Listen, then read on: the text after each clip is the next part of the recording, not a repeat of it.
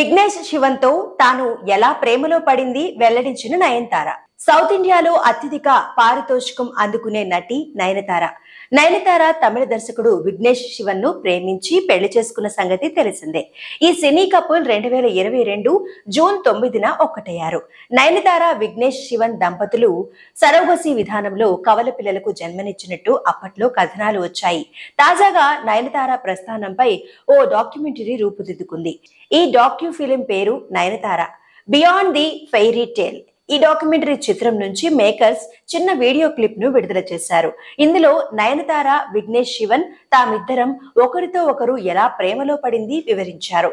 నయనతార మాట్లాడుతూ, అప్పుడు పుదుచ్చేరిలో విఘ్నేష్ శివన్ దర్శకత్వంలో ఓ సినిమా చిత్రీకరణలో పాల్గొన్నాను. ఆ సమయంలో విఘ్నేష్ విజయ్ సేతుపతి సర్ పై ఓ షాట్ తీశాడు. ఆ సమయంలో నా షాట్ కోసం ఎదురు చూస్తూ ఖాళీగా ఉన్న రోడ్డుపై కూర్చున్నాను. ఆ సమయంలో ఏం జరిగిందో ఏమో కానీ విఘ్నేష్ వైపు చూశాను.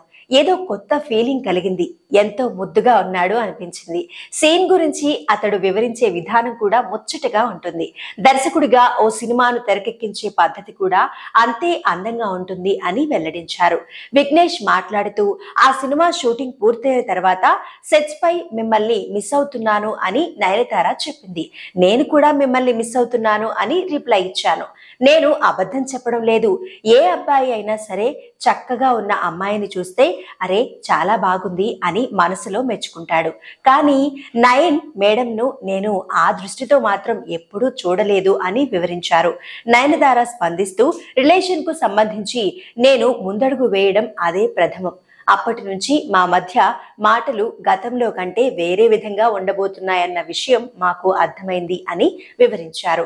విజయ్ సేతుపతి నయనతార జంటగా విఘ్నేష్ శివన్ దర్శకత్వంలో 2015లో నానుం రౌడీదాన్ అనే చిత్రం వచ్చింది. ఈ సినిమా సమయంలోనే తామిద్దరి మధ్య ప్రేమ పుట్టిందని నయనతార విఘ్నేష్ తాజాగా డాక్యుమెంటరీలో వెల్లడించారు. ఈ డాక్యుమెంటరీ నవంబర్ 18 నుంచి నెట్ఫ్లిక్స్ లో స్ట్రీమింగ్ కానుంది.